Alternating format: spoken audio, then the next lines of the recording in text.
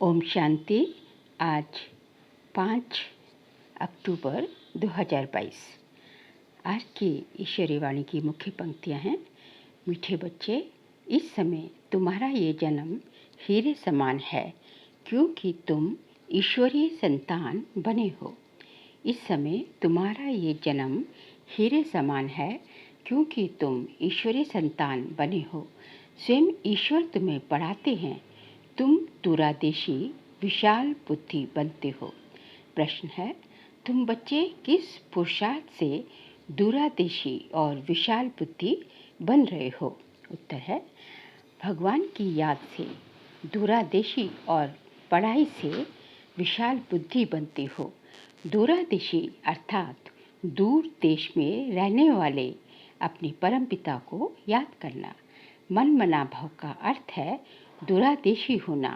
विशाल बुद्धि अर्थात सृष्टि के आदि मध्य अंत का ज्ञान बुद्धि में है। तुम्हें पहले दूरादेशी फिर विशाल बुद्धि बनना है। गीत है, हमारे तीर्थ न्यारे हैं। ओम शांति। बच्चों ने गीत सुना कि हमारे तीर्थ न्यारे हैं। हमारा तीर्थ बहुत दूर है, इसलिए बच्चों को कहा जाता है दूरादेशी भव।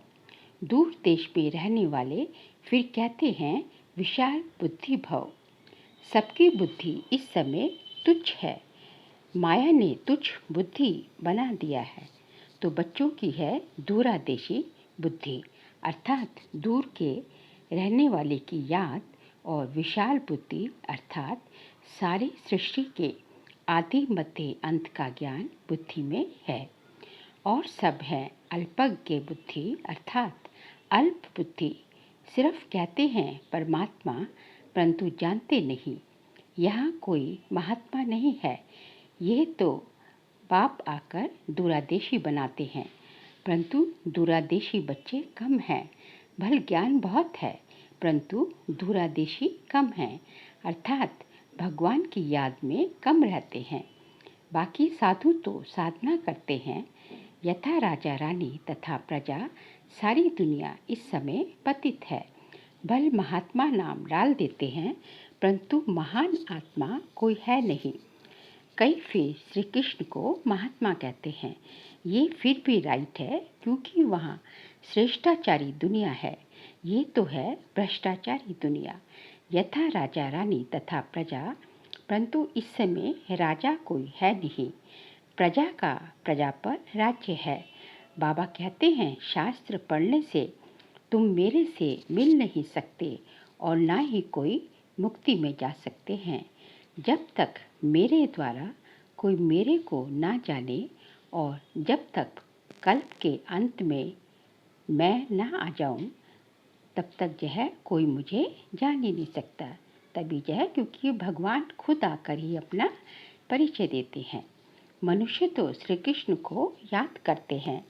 वह तो इस देश का है, दूरादेशी है नहीं, क्योंकि श्री कृष्ण तो साकारी जो है देहधारी है।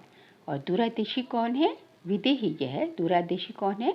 निराकारी। वो जो है परम धाम में रहने वाला, दूर से दूर देश परम धाम का रहने वाला जो है परमपिता परमात्मा शिव है। तो बाबा को याद करना माना दूरादेशी बनना।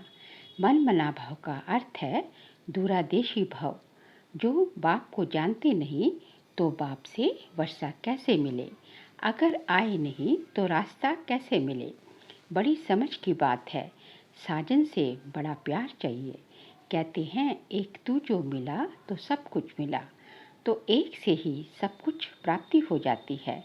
ऐसे साजन से बहुत बहुत लव होना चाहिए। ये है बेहद की नॉलेज। विराट ड्रामा अर्थात वैरायटी, जिसमें अनेक मतभेद हैं। तभी कहते हैं द्वैत राज्य। द्वैत या दैत्य एक ही बात है। दैत्य कहा जाता है रावण को। देवता बनाने वाला एक ही परमपिता परमात्मा शिव ही है। कहते हैं मनुष्य से देवता कितनी सहज बात है। तुम हो विशाल बुद्धि। शास्त्र पढ़ने वाले को विशाल बुद्धि नहीं कहेंगे, वह है भक्ति। ज्ञान अलग चीज़ है, भक्ति अलग चीज़ है। ज्ञान तो ज्ञान सागर बाप देते हैं। तुम हीरे जैसा थे, अब कौड़ी जैसे बन गए हो। अब भगवान आकर तुम्हें हीरे जैसा बनाते हैं। तुम विशाल बुद्धि होने से विश्व पर राज्य करते हो। वहाँ अखंड अटल राज्य है, तो विशाल बुद्धि ज्ञान में होते हैं। तुम जानते हो सतयुग में सुख था, फिर धीरे धीरे नीचे सीढ़ी उतरनी है। चढ़ने में 1 सेकंड जंप लगाना और पतित से पावन बनने की छलांग लगाना। जब तक ऊपर चढ़ते हैं तो जो है 1 सेकंड में जिस क्षण तुम जो है भगवान पे निश्चय हुआ, तो उस क्षण ही जो है तुम जो है भगवान के वर्षे के अधिकारी बन जाते हो।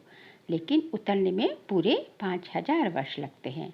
पावन से पतित बनने में पूरे 5000 वर्ष लगते हैं। उतरने में 5000 वर्ष। तुम सब नंबरवार पुरुषार्थ अनुसार विशाल बुद्धि बने हो। ये ज्ञान अभी मिलता है। सतयुग में ये ज्ञान होता नहीं। संगम पर भगवान आते हैं हूबहू कल पहले माफिक, जो 5000 वर्ष पहले जैसे जो एक्ट हुआ था, जो भगवान ने ईश्वर का अवतरण हुआ था, परमपिता परमात्मा शिव का धरती पर 5000 वर्ष पहले जैसे अवतरण हुआ था, उसी माफिक जो है फिर से हूबहू ये जो है एक्ट रिपीट होता है। सतयुग में विशाल बुद्धि नहीं कहेंगे। हीरे जैसा जन्म भी सतयुग में नहीं कहेंगे। हीरे जैसा जन्म इस समय है, क्योंकि इस समय तुम हो ईश्वरीय संतान। इस संगम पर, पुरुषोत्तम संगम युग पर हम भगवान के बने हैं। हम हैं ईश्वरीय संतान, और जय सतयुग में हम होंगे देवी संतान। तो जो है ये जन्म जो है, ये संगम युग जो है, ये एक जन्म जो है ब्राह्मण जन्म जो है, ये हीरे तुल्य है। ईश्वर तुमको पढ़ाते हैं, ये महिमा भगवान की है। जबकि परमात्मा पतित पावन है, तो सर्वव्यापी कैसे हो सकता है। परंतु मनुष्य अल्पज्ञ बुद्धि है, कितना भी समझाओ समझते नहीं हैं। तो समझो वह ब्राह्मण कुल का नहीं है। जो देवता कुल का होगा वही ज्ञान को समझ ब्राह्मण बनेंगे। बाबा ज्ञान का सागर है, तुम भी ज्ञान के सागर बनते हो, फिर तुम सुख शांति के सागर बनते हो। सतयुग में सुख अपार रहता है, तो बाप द्वारा तुमको सर्व सुखों की प्राप्ति होती है। सो भी अंत में ज्ञान सुख शांति के सागर बनेंगे, क्योंकि औरों को भी देते हो। अभी देखो कितना दुख अशांति है, बड़ों बड़ों को नींद नहीं आती है। तुम बच्चों को तो कितनी खुशी है, क्योंकि तुम भगवान को जानते हो। दुनिया कहती है ओ गॉड फादर, परम पिता परमात्मा, परंतु जानती कुछ भी नहीं। कितने समय से भक्ति करते याद करते आए हैं, जानते कुछ नहीं। बाबा अपना और अपनी रचना का परिचय खुद ही आकर देते हैं। तुमको औरों को देना है। तुम जानते हो ये बाप है, कोई महात्मा नहीं है। बाबा को ख्याल आया फॉर्म में लिखा हुआ हो तो आप किससे मिलने आए हो, तो कहेंगे महात्मा से। बोलो महात्मा तो ये है नहीं, नाम है ब्रह्मा कुमार कुमारियाँ, तो इनका बाप प्रजापिता ब्रह्मा होगा ना, तो महात्मा कैसे हुआ। आर्ग्यू करने वाले अच्छे चाहिए, बुद्धि वाला चाहिए। समझो वह लिख कर भी जाते हैं, परंतु समझते कुछ भी नहीं, बिल्कुल बुद्धू हैं। शक्ल से मालूम पड़ जाता है, बुद्धि में ज्ञान नहीं है। शिव बाबा तो जानते हैं अंतर्यामी हैं, ये बाबा तो बाहरयामी हैं। बाबा कहते हैं मैं आता ही उस तन में हूँ जो पहले नंबर पे है, अब लास्ट में है। इनमें प्रवेश करता हूँ, क्योंकि इनको फिर वही नारायण बनना है, तो इनको इस तन को देने का किराया मिलता है। तब तो कहते हैं सौभाग्यशाली रथ। भागीरथ ने कोई पानी की गंगा नहीं लाई। ये गुह्य ज्ञान की बातें हैं, जो रावण मत पर होने के कारण मनुष्य समझते नहीं हैं। अब तुमने समझा है तो औरों को समझाने की युक्ति निकालो। तुमको ख्याल आना चाहिए कि औरों को कैसे दूरदर्शी बनाए, कैसे बाबा का परिचय औरों को दे। वह ब्रह्म को याद करते हैं, ब्रह्म को याद करते हैं। ब्रह्म तो तत्व है जहाँ परमात्मा रहते हैं, परंतु वह ब्रह्म को ही परमात्मा समझते हैं। जैसे हिंदू कोई धर्म नहीं है, हिंदुस्तान में रहने के कारण हिंदू नाम रख दिया है। वास्तव में हिंदुस्तान तो रहने का स्थान है। ब्रह्म तत्व भी परमात्मा के रहने का स्थान है, परंतु मनुष्यों की अल्प बुद्धि होने के कारण समझते कुछ भी नहीं है। यहाँ ज्ञान की बात है। दुनिया की बातों को तो सब अच्छी तरह जानते हैं। ये खुद जौहरी था तो सब कुछ जानता था। ब्रह्मा बाबा क्या थे? ज्ञान में आने से पहले जौहरी थे। बाकी ज्ञान की बातों में अल्प बुद्धि, तुच्छ बुद्धि थी, कुछ नहीं जानते थे। तो बाबा आकर पहचान देते हैं। जब तक कोई ब्राह्मण ना बने तो बाप से वर्षा ले न सके। प्रजा तो बननी है। किसी ने भी थोड़ा सुना तो प्रजा बन जाएंगे। किसी ने भी थोड़ा सा ज्ञान सुना तो प्रजा में तो आ ही जाएंगे। अगर विकार में जाता रहेगा तो उसको सजा भोगनी पड़ेगी। फिर आकर साधारण प्रजा बनेंगे। अभी सबका मौत है, कब्र दाखिल होना ही है, कब्रिस्तान बनना ही है। इस समय मनुष्य की कोई वैल्यू नहीं है, तुम्हारी भी नहीं थी, अब वैल्यू बन रही है। बाकी जब विनाश होगा तो मच्छरों सदृश मरेंगे। जैसे दीपावली पर मच्छर कितने मरते हैं, तो सबको मरना है ही, क्योंकि सबको घर वापस जाना है। सतयुग में ये नहीं कहेंगे कि ये मरा, क्योंकि वहाँ अकाले मृत्यु होता नहीं। काल पर जीत पाते हैं। मरना शब्द वहाँ नहीं होता। सतयुग में जानते हैं कि हम मरते नहीं हैं, सिर्फ एक पुराना चोला छोड़ नया लेते हैं, सो भी समय पर। सबका मिसाल है कि पुरानी खाल छोड़ नहीं लेते हैं, तो सबका मिसाल सतयुग से लगता है, यहाँ से नहीं। भ्रमरी का मिसाल यहाँ का है। सतयुग का मिसाल सबका मिसाल सतयुग में है, और जो है भ्रमरी का मिसाल यहाँ का है कि भ्रमरी जैसे भों भों करके जो है कीड़े को भों भों करती है, इसी तरह जो है हम भी जो है हम भी भ्रमरी हैं, क्योंकि हमें भी जो ज्ञान की भों भों करके जो है सबको ज्ञान जो है ज्ञान दान देना है। सन्यासी भी ये मिसाल देते हैं, क्योंकि यहाँ का ही यादगार भक्ति मार्ग में मिल चलता है। अभी तुम बच्चे जितनी जितनी धारणा करेंगे उतना विशाल बुद्धि बनेंगे, उतनी कमाई करेंगे। जैसे सर्जन जितनी विशाल बुद्धि वाला होता है, जितनी दवाई आदि बुद्धि में अधिक रखता है, उतना कमाई करता है। तो यहाँ भी ऐसे है, कोई 250 रुपया कमाई करते, कोई तो फिर हजारों कमाते हैं। कोई राजा को ठीक कर दिया तो लाख लाख रुपये दे देते हैं। यहाँ भी ऐसे ही है। कोई को तो ज्ञान की पॉइंट्स की धारणा नहीं, और कोई को तो बड़े दूरदर्शी विशाल बुद्धि है, तो औरों को भी बनाते हैं। पहले दूरदर्शी, पीछे विशाल बुद्धि कहेंगे। समझने की बात है ना। ब्राह्मणों जैसा सौभाग्यशाली कोई है नहीं। एकदम सबको ऊपर ले जाते हैं। ऊपर में परमात्मा है ना, तो उसका परिचय देते हो, तो तुम जानकार हो ना। बच्चों को तो बाप की जानकारी होती ही है। अब पारलौकिक बाप आए हैं तुमको पावन बनाकर वापस ले जाने के लिए। एक खेती करने वाले बच्चे की कहानी है ना, कि राजा बच्चे को ले आया, उसे अच्छा नहीं लगा तो उनको वापस भेज दिया। यहाँ भी ऐसे है, जिनकी बुद्धि में ज्ञान की धारणा नहीं होती तो वे खुद ही चले जाते हैं। इसमें बाप क्या करे? समझाने वाला है तो परमपिता परमात्मा। वह ब्रह्मा द्वारा वेदों शास्त्रों का सार सुनाते हैं कि वेद शास्त्र कोई धर्म शास्त्र है नहीं, ये तो पत्ते हैं, बाल बच्चे हैं।